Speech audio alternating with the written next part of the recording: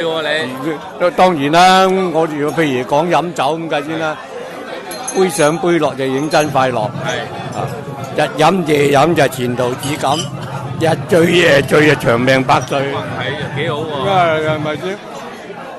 同埋呢啲金句好多都後生唔識嘅，日做夜做就自尋死路，日倒夜倒就光糟耀祖，日捱夜捱就遲早接埋，日威夜威就遲早瞓低。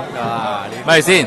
你話日做夜做就尋死路，自尋死啦！我日做夜做又唔飲酒，我死梗喎。咁咪唔興㗎，日倒夜倒又光宗耀祖啊！你話係咪先啦？你話邊個賭錢唔養妻活兒啊？係咪先啦？啱唔啱啊？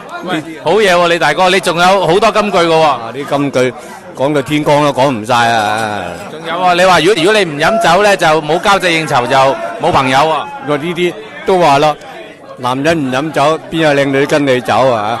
出嚟撈世界就燒酒唔好戒，想揾世間財就燒酒唔離台，燒酒雖有毒，唔飲唔舒服。好嘢，好嘢，好嘢，金句嚟嘅，全部有晒押韻嘅。好嗱，大家學到嘢啦，今日有福啦，喂，多謝李大哥，多謝晒，多謝晒。